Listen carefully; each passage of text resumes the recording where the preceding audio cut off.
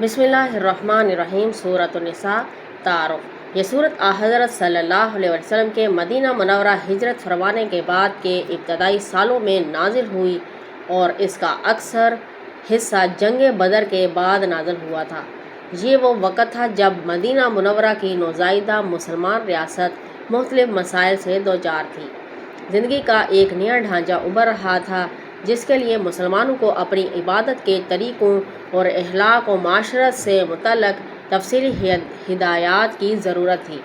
دشمن طاقتیں اسلام کی پیش قدمی کا راستہ روکنے کے لیے سر توڑ کوششیں کر رہی تھیں اور مسلمانوں کو اپنی جغرافیائی اور نظریاتی سرحدوں کی حفاظت کے لیے نت نئے مسائل کا سامنا تھا۔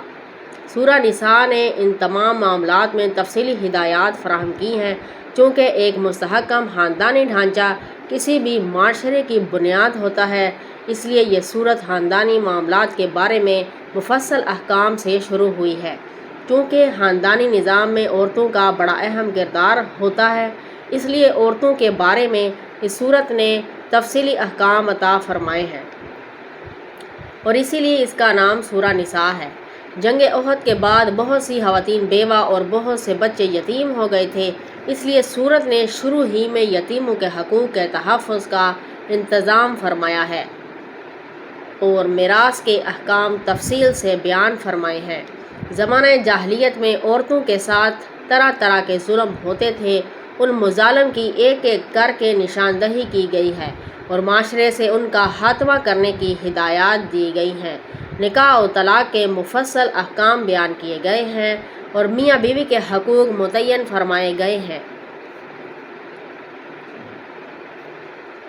انسان کی باطنی اور معاشرتی اصلاح کی طرف توجہ دلائی گئی ہے۔ مسلمانوں کو عرب کے صحراؤں میں سفر کے دوران پانی کی قلت پیش آتی تھی، لہٰذا تیمم کا طریقہ اور سفر میں نماز قصر کرنے کی سہولت عطا فرمائی گئی ہے۔ نیز جہاد کے دوران نماز خوف کا طریقہ بھی بتایا گیا ہے۔ مدینہ منورہ میں بسنے والے یہودیوں نے حضرت صلی اللہ علیہ وسلم سے معاہدہ کرنے کے باوجود مسلمانوں کے خلاف سازشوں کا ایک لا متناہی سلسلہ شروع کر رکھا تھا۔ ان کی بدعمالیوں کو واضح فرمایا گیا ہے اور انہیں راہ راست پر آنے کی ترغیب دی گئی ہے۔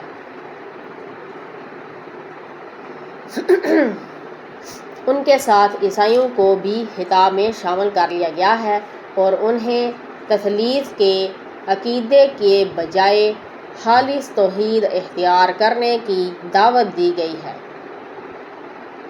اس کے علاوہ سیاست اور حکمرانی سے متعلق ہدایات آئے ہیں۔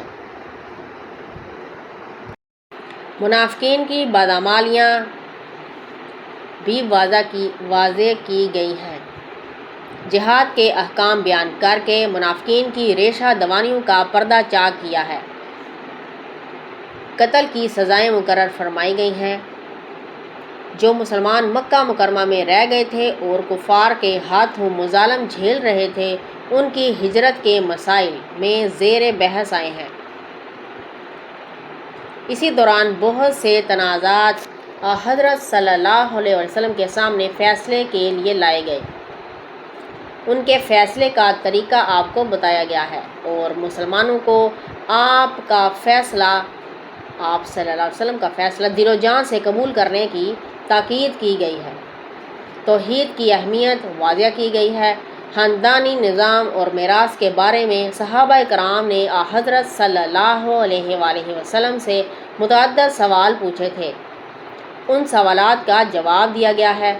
خلاصہ یہ کہ پوری سورت احکام اور تعلیمات سے بھری ہوئی ہے اور شروع میں تقویٰ کا جو حکم دیا گیا تھا، کہا جا سکتا ہے کہ پوری سورت اس کی تفصیلات بیان کرتی ہے۔